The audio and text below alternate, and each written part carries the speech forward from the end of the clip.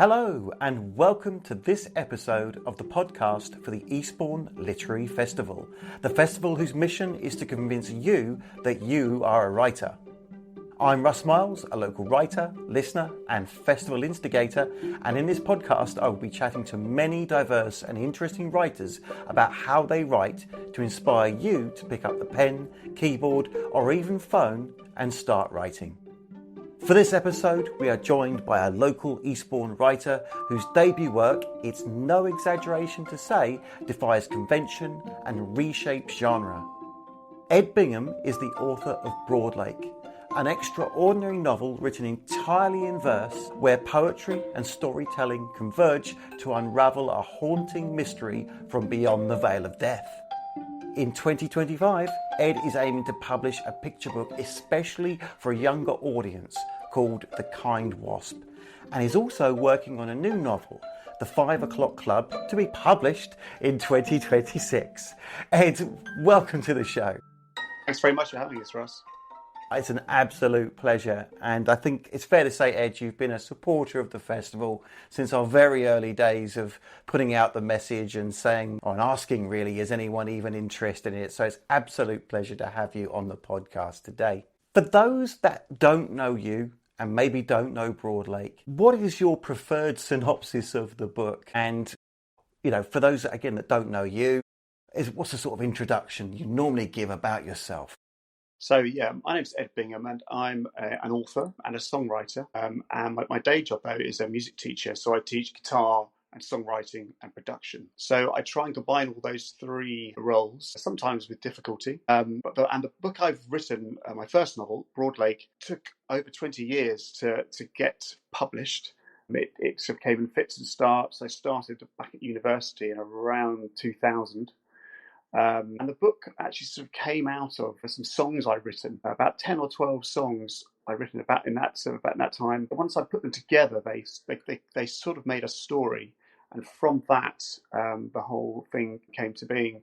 It was never planned. I never planned to write a rhyming novel. And it's from there the story came together. And to cut a long story short, it's a novel within a novel. The rhyming story is about a deceased narrator, and he's essentially trying to figure out where his downfall began, if you like. It's a family saga, and it covers the trials and tribulations of his relationship with his family, with his friends, and his career. And aside from that, the other side of the story, as you read the book, you realise that the deceased narrator is actually involved in a murder investigation. And as you go through the book, you realise that the author is central to the truth behind some mysterious deaths down under in Australia, as it happens in Alice Springs. So it's a novel within a novel. And it's, I think you said in the introduction, it unravels. And as you get towards the end, you realise that many characters and many things written within the novel have a key role in the truth behind the murder mystery. It is an absolutely stunning work, and I love the fact that you didn't start with what is the most striking form of the book necessarily in mind. You didn't go there because it looks so deliberate in Broadlake. It looks so well planned.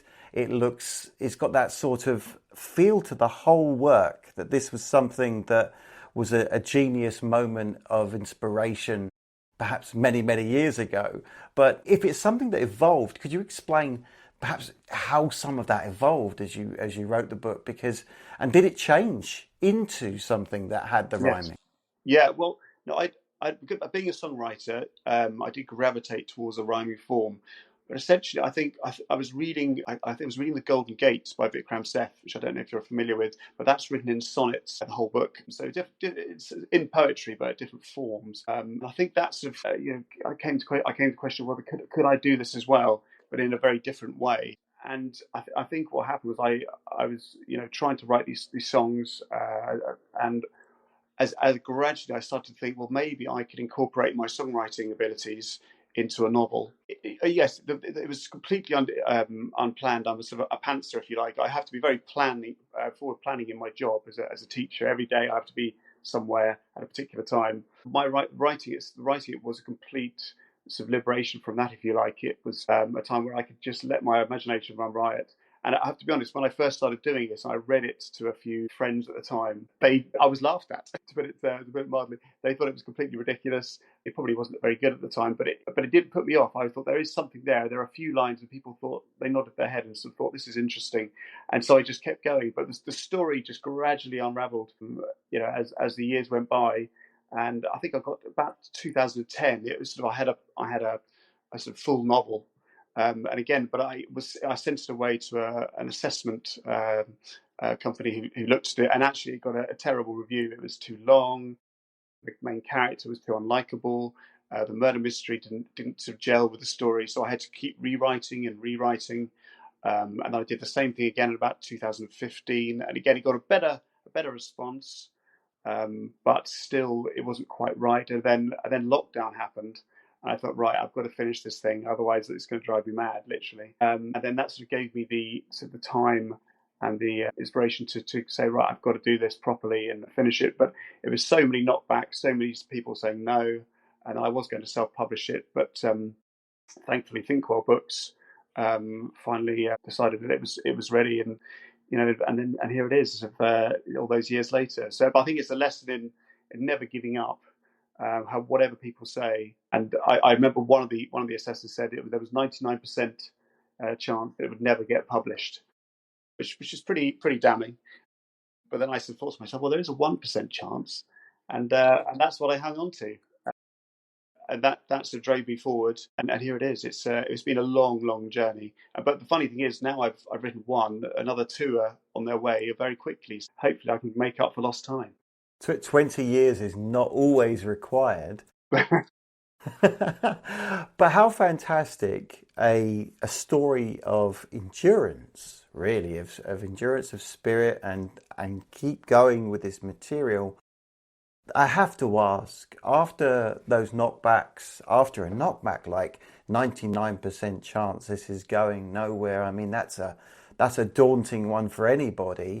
Yeah. Although I love the fact you spun it round to, well, there's a 1% chance, and that's perhaps more than I realised before. With all of that, did you ever consider going, that's enough now, I'm going to go and write something else? Or was it you had to get this one done in order for any others to happen? Yes, I did think that. I'm stubborn as anything.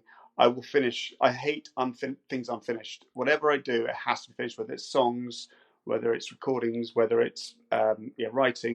I will never give up. And I think if you're a writer, I think you have to have that in you. I think you can have false starts, and you can try a book and it doesn't work.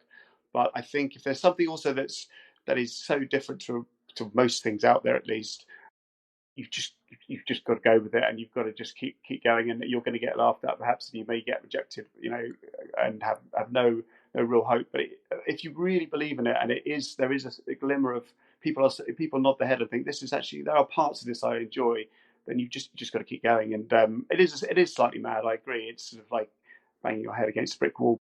No, I never thought of leaving it. And as it happened, actually, during lockdown, actually, what inspired me in many ways was sadly my father passed away, and he wasn't a writer himself, but he always sort of lived life to the full, and just sort of wanted to, everything was to be enjoyed, and whether it was work or just family life. And I thought, I've got to do it to go by his motto, as it were, of just seizing the moment, and that's what I did, and it sort of inspired me to do more writing, more music, and just go and explore things in life. So a tragic event can somehow make you do things you wouldn't have otherwise done.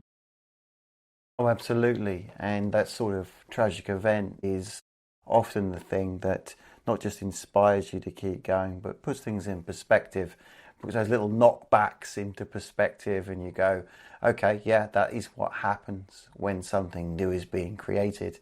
And it's fair to say it is the most stunning book that I've read in a very long time. Something where it was an interesting one for me in that it was I had a warm up to it each time I picked it up. I had to warm up back into the rhythm of reading it, which is not always the case with some books, but with this one was definitely. Yes. And I also had a sense of don't put it down, stay with the rhythm to keep going, because the warm up took a little bit of effort each time, I think, just a notch. Yes, no, I agree. it is the kind of thing. I mean, the overriding thing people have said is once you get going, once you get used to it, you find it sort of it propels you along. You sort of go with it. And sometimes people found what people said, they found going back into standard prose, they were a bit sort of disappointed that it didn't rhyme anymore, and they were looking forward to the rhyming starting again. So, but obviously that to make something make you sort of want to just keep reading page after page of it took so much time. I was driving my wife in particular mad by reading it out constantly. Once I wrote it out, I always spoke it out loud just to check if it worked. That's hopefully why it works for hopefully a majority of people, because it's sort of meant to be spoken as much as read, and the rhythm as much as the rhyme, it's the rhythm of the words that you have to sort of consider. And obviously, then make sure that nothing you say is the story and what you're trying to say is always at the forefront. It's not just rhyming for the sake of rhyming. But yes, it does take a while, and because it's an unusual form, it's not, you don't write this kind of book to be a bestseller. You write it to challenge yourself and the reader, and obviously put your heart into it. But it's a sort of a one-off. I don't think I'm going to write something quite like it again.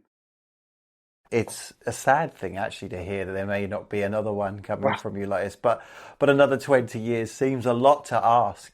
Yeah. Well, some people have actually said, when's Broad Lake 2 coming out?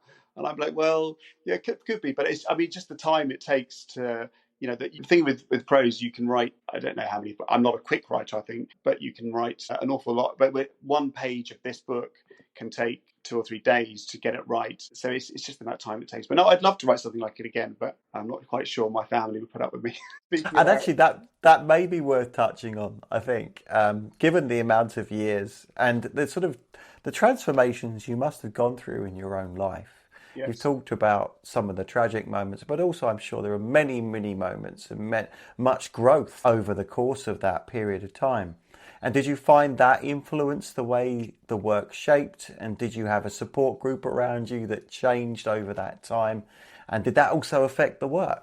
Yes, definitely. I mean, when you get married and you have your children, of course, they are your world, and it completely changes your worldview and your huge moments of happiness. And although the character himself, as you probably realise, he wasn't the happiest of chaps, so I couldn't say that it informed that so much, but the way you understand relationships, the way people, the conversations that have been had, some of them are exaggerated, some of them are borrowed from listening to other people. But yes, absolutely, it makes you. I don't think 20 years ago when you're 20 odd, you don't quite understand. You don't understand parenthood. You don't understand what other parents go through, or your parents go through when you have difficult times or good times. You don't understand the world of work so well, and just your emotional state is not at the level it needs to be to write something that is that encapsulates how humans really are. I think so. I think that the passing of time, although it was a almost ridiculous amount of time, it actually helped the novel become what it is and was. Because you've experienced life, so yes, it definitely informs the text a lot, I say. And we talked in previous episodes of the podcast about how much can sometimes be cut out of these works. Yes, I think that currently the record for amount to be cut out of a book, I think, was about 100,000 words. Now, I have a sneaking sort of possibility we could break the record here for something that's been worked on for that amount of time. It feels like the amount of churn on it must have been enormous, as well as the form, as well as it being poetic, which is notoriously rewritten many, many times. Did you find that it has been a big rewrite? Has there been lots rewritten on it? And also, just if you have anything, is there any part of it that you had to cut that was especially dear to you, and you sit back now and go, I wish I'd got, put that bit in. I wish I'd argued with myself more over it. Yeah, I mean, the amount of rewriting. I joked, I had a launch party, and I joked that I was on versions of 620, but actually it really wasn't a joke. It probably was. There are so many different versions, and actually, just as a slight side issue, when they came to do the formatting, there was a real problem because it had been through so many different versions of Word, different computers, that the file had actually corrupted in many ways. So there was a real problem with 3 weeks to go, thinking after 20 years it was finally going to happen. But they were at their wits' end trying to figure out how to get the book onto a format that could be published. Um, Wow. so, Okay. and it was absolutely, I was sitting there teaching, and I got this message saying we can't format your book at the moment because the file is corrupted. So I was thinking I'm going to have to write the whole thing out again, and just on a fresh Word document. And finally, it was sorted. But that just shows you how the problems of writing on so many different programs. So what we say, yes, cutting. Yeah, there were so many cuts. It is if you went on a program where it had all this, the red ink, as it were. You wouldn't be able to read it. It was just like a spider's web of wrongly written sentences. And I remember part 5. It's in 6 parts. I remember getting to part 5 back in lockdown, and I just scrapped the whole of part 5 was completely obliterated, apart from one line. I think there was one line that I kept. Everything else just went.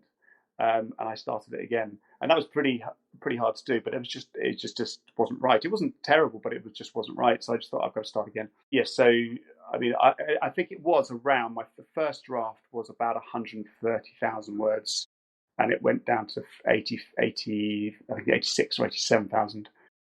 So it's a pretty big chunk. But I think within the whole book there must have been, I don't know, probably 60, 70,000 words rewritten. I don't think there was anything I think I included everything that I wanted to include. I'm very stubborn. If something's not working somewhere, if I think it needs to be said, I'll put it somewhere else. So but yeah, it was tough. It was tough, and also when you're sort of essentially self-editing the whole thing, it's very hard to know what is working and what is not. Because that's the one thing I haven't had really is a circle of sort of literary friends to sort of bounce my ideas off. I have a lot of musician friends, but very few writers. Sort of really can honestly say I don't know one writer, which is absolutely ridiculous. But that's what's so good about the whole idea of the Eastbourne Literary Festival. It feels like a chance for other writers to get to know their fellow authors, and for communities to come together and discuss literature and to sort of enthuse about it. Because I think that's one thing writers find is it's quite a lonely occupation, and if you're not amongst, if you're not published or you're you don't work with writers, it's very hard for you to get your ideas out there and test them and find out what is good and talk about the difficulties of writing. Yes, it's absolutely a big goal for our festival, is to try to bridge those little pockets, as we think of them. But yeah, there are writers there. There are many around Eastbourne, but they don't always know about each other. Yes. And it's, as you say, not always the most sociable vocation to be going and meeting anybody else. And the hope is that the festival, builds some of that connective tissue amongst everybody. We really hope so. Yeah, absolutely. And actually that leads a little bit into when you'd finished Broadlake and it had been published, what was the emotional journey you went through at that point as a writer? Because it's such a gestation period, let's call it that. It's such an enormous part of your life. I can imagine I could be way off, that it was almost like the ending of a relationship at that point. It could be grief that's involved. I don't know. How did it feel for you? Yeah, I mean, it was all that. It was grief. It was like an end relationship. It was also massive relief after the formatting issue. Them saying basically it can't happen. That was. I mean, that was one of the worst days of worst ever really, because you think you're there. It was it was tantalisingly right in front of me. It's coming. And then it may not happen. What was ridiculous? It was such a rush in the end. After all that time, you think you've got so much time, nothing go wrong. But it was such a mad rush, and you felt. You did felt relieved, but then you thought, how am I going to get it out there? How do you? Because the hardest thing is, I'm sure everyone who's spoken to has said, it's the writing. The bit writing it is the sort of the fun bit in some ways at least, but the selling of your own book, the marketing, and just trying to get people to acknowledge what you've done is the next thing, and it's probably harder in many respects, even though mine was a sort of odyssey in itself. Trying to find an audience, trying to find people who would give the time to read. It's very hard, especially the people's reliance on instead of reading a book, they'll grab a phone instead. I think when you've got a book that you have to really buy into. I was worried that no one had the patience or the time to do it, and some people don't, and that's fine. But you do worry that is it going to interest enough people? But yeah, it was a very odd time, because you are very happy and you're and you're proud. And I had I had a good launch party, and people thankfully came and bought a few copies. Yeah, it's a very odd time, and also you think, what am I going to do next? And people kept asking me, what are you going to do next? And I have, after doing something like this, I had literally no idea. I don't have a stockpile of ideas, or I do now, actually, funny enough. But at the time, I was just spent. I was completely spent. That I think we can all understand after such a monumental effort. And that last minute panic, I think that's a common thread I've heard from a few authors, where everything seems to be moving along at almost a glacial pace when they're trying to get the book written, they're trying to get their content down, they feel like they have at least a meaningful amount of time to play with, and then there is those last minute very crucial deadlines and synchronization amongst different platforms and publication, and in your case navigating 20 years of Microsoft Word updates. I can imagine the challenge. A lot of what has been great as well has been the support of people who you maybe haven't been in touch with for many years, and they suddenly get a message and, oh yeah, I've read it, it was really good, and I've passed it on to this person, and because that's essentially, obviously, of course, you'd like to make a living out of it, but for me, as much as anything, I just want people who do read it to feel that it's somehow enriched their lives, or made them laugh, made them cry, and to get those personal messages. And then from people who don't know, have no reason to message you, to get those kind of messages, that feels a greater payment in many ways than anything monetary. It's that sort of sense that you've written something that people generally feel touched by. Are there any quotes you can share on that, with people that have come back to you and gone, Ed, this changed my life, this was what I needed in this moment?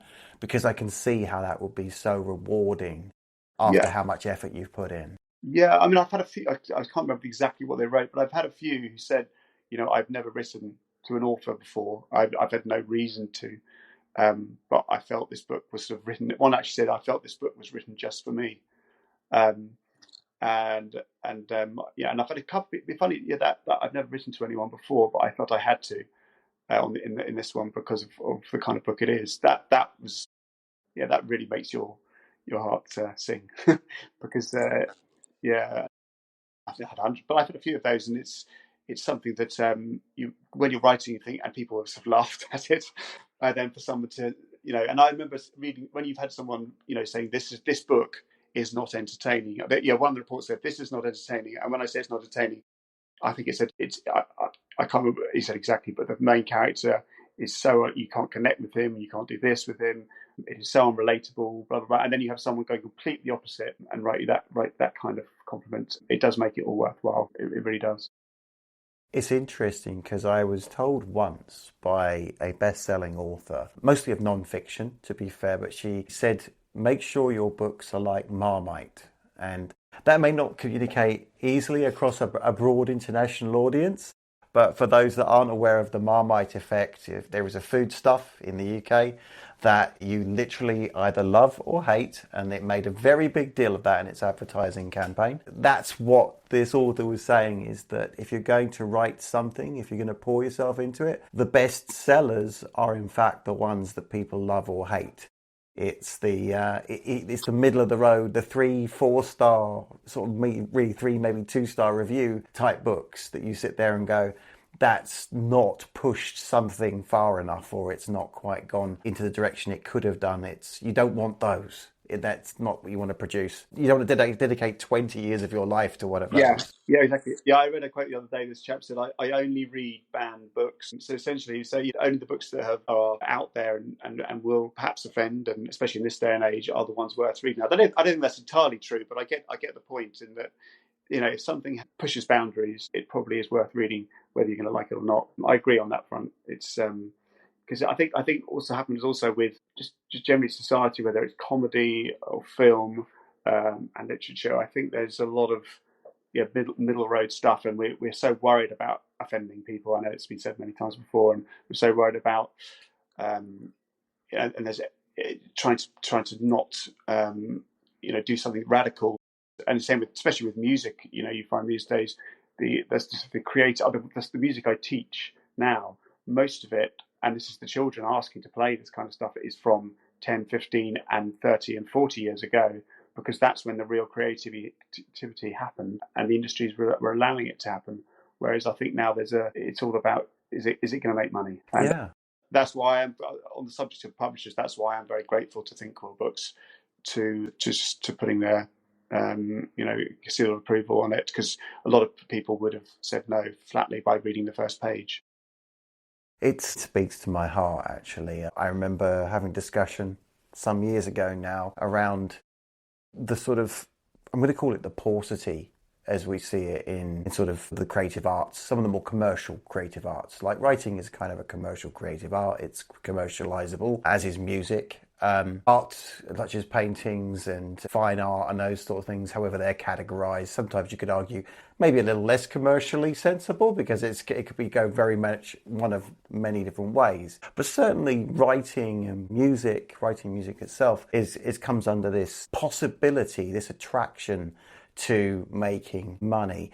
And the conversation was along the lines of this comparing, I think it's A Night at the Opera by Queen with almost any other album since, and going to, can you see the fact that there is so much mixture of form in this, which is a little like your book. You've gone, okay, I've got this story, these novel in a novel kind of to tell and explore, and I've got this form to play with. And yes, it's going to take me many, many years. Maybe you didn't start out going 20 years is the goal, but you start out with this many, many years and you stay with it. You believe in it as an artist. And I think that's to be commended. And it's not always the case, even in writers, sort of writing industry today. Yeah. Well, I appreciate that. Well, thank you. As it happens as well, Queen are sort of one of the groups that I sort of gravitated towards when I was sort of inspired to be a musician. And so I think the sort of epic nature of music appeals to my writer's side as well. If you take about all the great songs, they always have many, as you say, many different parts, like Bohemian Rhapsody or Stairway to Heaven, that kind of piece where it builds, and it's not conventional. That's probably where I've always gravitated toward. It's funny you should pick that group, because they are sort of there's probably in fact Queen get mentioned in the book actually at one point. Yes, yeah, Freddie Mercury does. So it's and I also like to think songs like Telegraph Road by Dire Straits. I don't know if you know the song, but it's a 15-minute song, but it tells the story of a town sort of building up from nowhere, and it's Mark Knopfler's storytelling is one of sort of my main influences as well. So it's sort of, I think my sort of lyrical influences are sort of Mark Knopfler, Bob Dylan, Paul Simon, and Morrissey, all very different, but great storytellers. Morrissey more as a sarcastic wit, universal themes of love and friendship and politics. But if you look at their songs, are sort of pieces of art in themselves. I think in terms of their lyrics, just aside from the music, and I think that's what has inspired a lot of the book actually, or my side of my way of telling stories. I think it's obvious. I think it's evident, and I'm glad to hear Queen were up there in your heart on that as well. But now you're leaving behind Broadlake, and Yes. You've moved on to two new books that are currently works in progress. One closer to our shelves than the other. Do you want to tell us a bit about both? Starting with The Wasp. The Kind Wasp, yes. So this was so many years ago. My little sister, we were on holiday. This was about 30 years ago, and I remember us being in a restaurant in, I think it was Greece actually, and we were just having nice quiet dinner, and then a wasp landed on the table, and she literally ran out of the restaurant and sort of disappeared down the street. I mean, we didn't see her for a long time. This happened, and then the same thing happened to my daughter about 2 years ago, and she saw a wasp, and off she went, and it just gave me a sort of little light bulb moment of talking about a story about how people react to wasps. And then I thought, as I did with Broadlake, I set myself a problem of how am I going to make a wasp likable? So essentially, the book is trying to sort of it's semi-educational. It's trying to show that wasps actually do have many good traits, which I won't go into now, especially. But they are sort of pollinators. They kill a lot of bugs in the garden. They do a lot of good things. Bees did originate from a form of wasp about 120 million years ago. So it's a sort of book about little girls sort of being afraid of wasps and then realizing that actually they do have their place in the ecosystem. And it's a story set in Spain, and we've just finished the illustrations. It's a local lady who's done them, and called Barbara Denman, and she's a wonderful artist. And we're sort of at the point where we're about to format the book, hopefully not with the same issues as Broad Lake. Yeah, hopefully it should be out in July. That's the plan. That sounds so lovely. I want to just focus on that book first because, in fact, bizarrely enough, coincidentally enough, I've just been reading and coming to the close of a couple of books by Becky Chambers, who's written a series of called the Monk and Robot series. So they're in the sort of speculative fiction, sci-fi kind of area of things. And the second book is A Prayer for the Crown Shy. And the reason I mention it is kind of a theme that runs through the whole book is this right to be, even if you don't know your purpose. So if you don't know why you're here, you've still got every right to exist. Still got every right to happiness. You've got still every right to contentedness with yourself. And it's also the struggle with that when you're looking for a purpose. You're looking for what is your part of the game. And one of the examples one of the characters gives there is that they feel like a parasite and a leech. And Right. you have the robot going, well, what's wrong with being that animal? I've studied that animal. It does a lot of great things in the ecosystem. And it talks also about wasps. It says they're great pollinators. Without them, you would have a great deal of collapse. It's incredibly important. Absolutely. And it did make me giggle when I saw your title of your book. I thought, I wonder if you're on a similar theme. Yeah, it is. So I'm hoping it. Depending on how this one goes, that they might have a little series of them about sort of the least popular species in the world. That's trying to give them their moment in the sun, if you like. I think that's beautiful.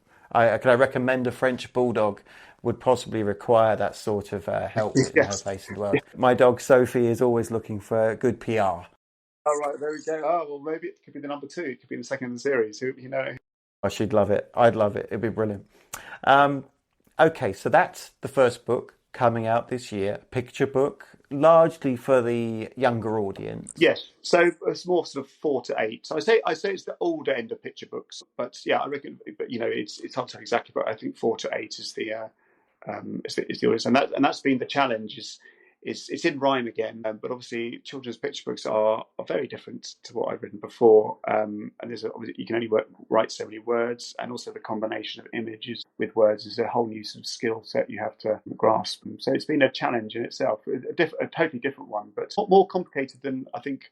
If you're not a writer or done one, I think people would be surprised how involved it is and how much work it takes to do. So it's not an easy option. Put it that way. No, I think just today actually we've published one of our podcast episodes, an interview with Jake Wilson, who also writes for the younger audience. I had a listen. And he's had to try and walk the same line with the types of language that can be used, the sorts of references. I mean, we've just discussed that the last book was a 20-year write, so neither of us are in the category of the 4 to 8 range of reading this book. And so it is a challenge to know what are the right allusions and the right cultural references that a 4 to 8-year-old is going to grapple with and be part of the world that they navigate. Famous, really good example of this is actually, I realised just how much of a generational gap there was between myself and my daughter when she was around,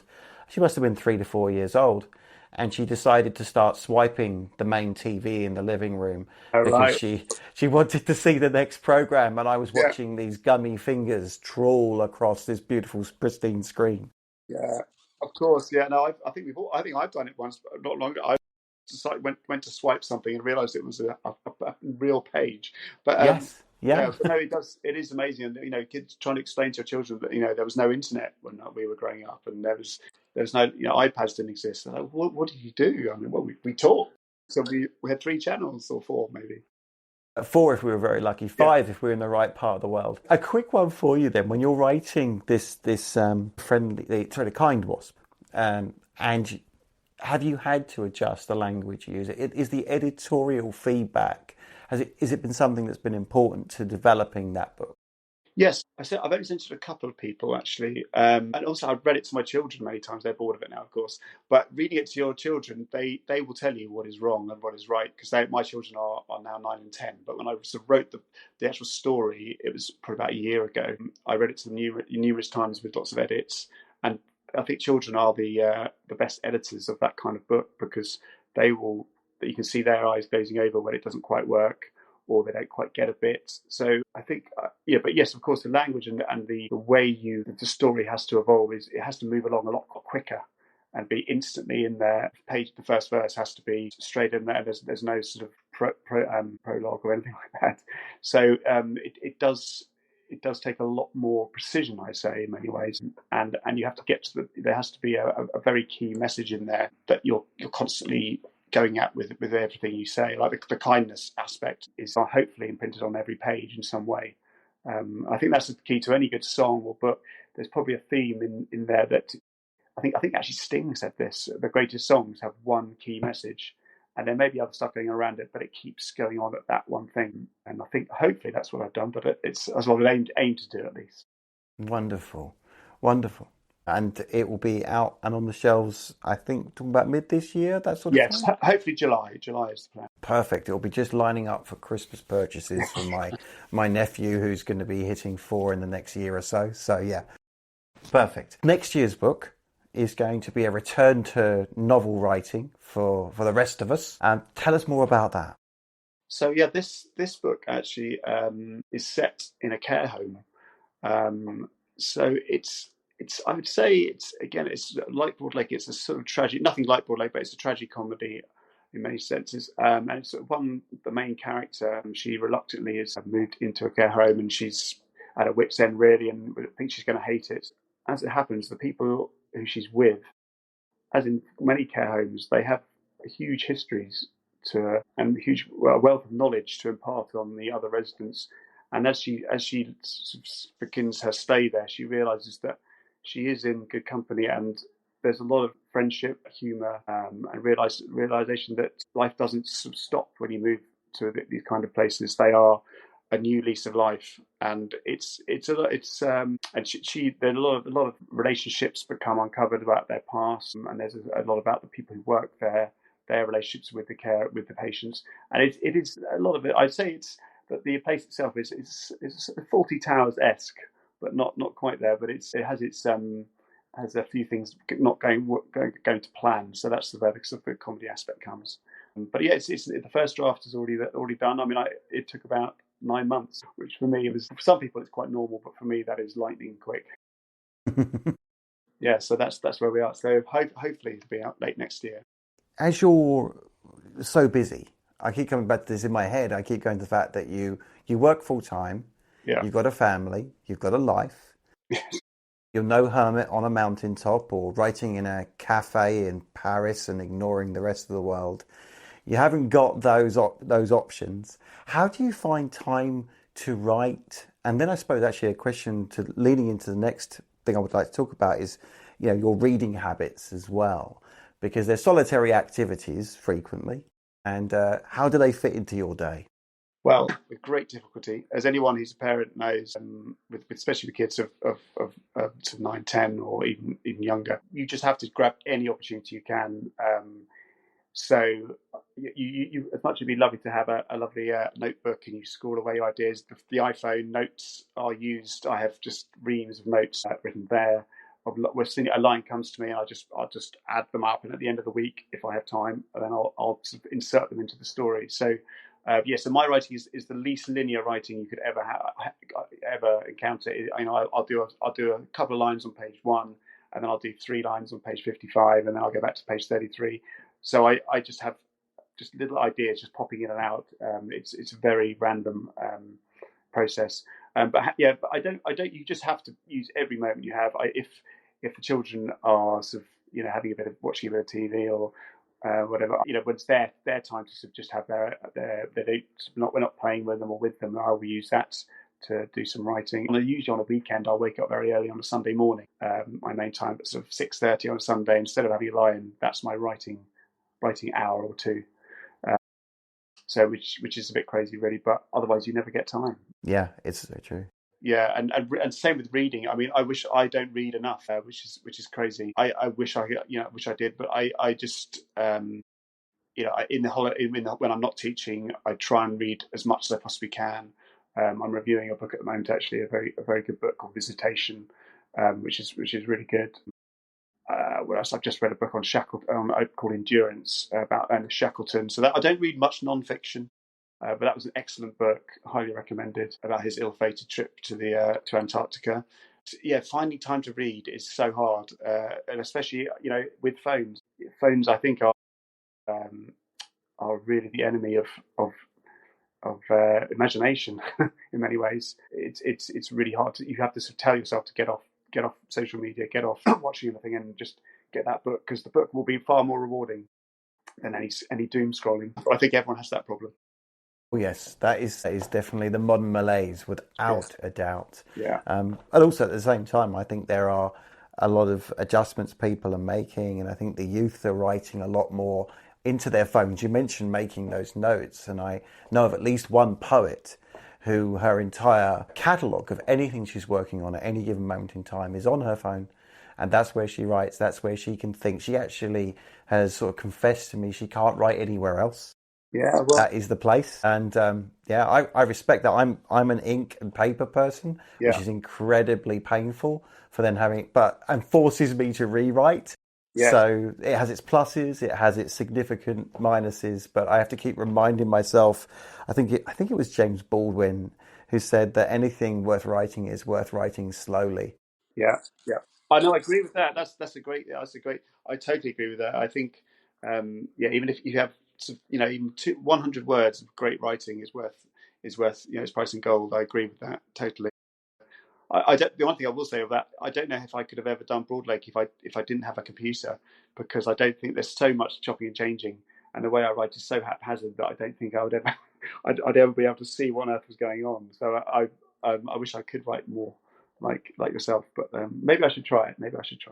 It's a set of constraints. They can be very uncomfortable. Yeah. Yes. Yeah. I'm sure. So we come towards the last couple of questions that we tend to ask on the podcast, and I always warn the folks coming on the podcast about this first one, because it takes a little bit of thought, and feel free to take some thought now as well. I'm still thinking. Yeah, that's entirely fair. That's absolutely fair. So this question is, we've got good reviews on this question, being something that people like, is that given that the amount of work you've done to promote Broadlake and all the conversations you've had over the years, both hard to hear as well as easier to hear feedback, has there ever been a question you wished you'd been asked that no one has managed to pluck out of the air and ask you? I'm thinking myself, what do I wish people are? I wish people. I think if I'd like to slightly reverse it, I wish people sort of knew, who were non-writers, who knew exactly what it takes to do something, to write a book. Because people, say, oh, you have time to do it in the holidays, that kind of thing.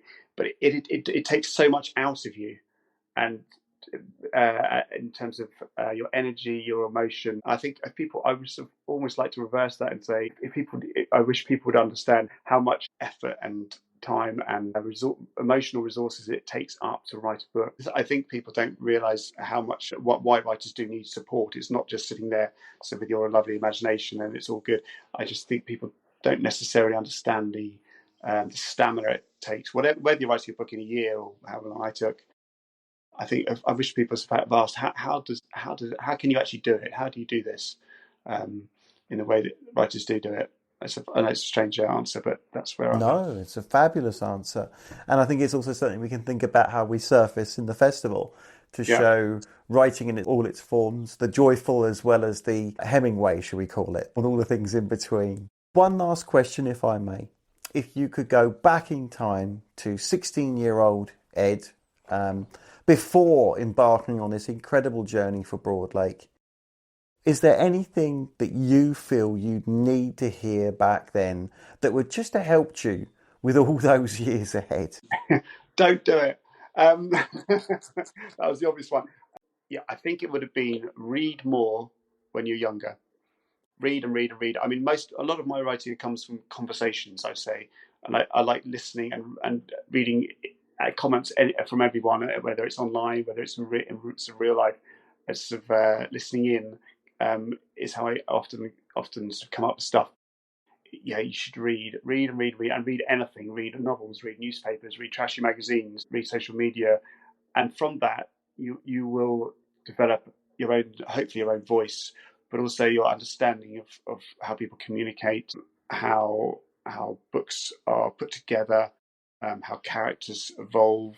And I think and it teaches you about human nature as well. Literature does that more than anything else. You can watch a great movie, and I love movies. You can listen to great music, and again, but literature is on another level in terms of the depth it reaches and how it can literally reach into your soul with a few words.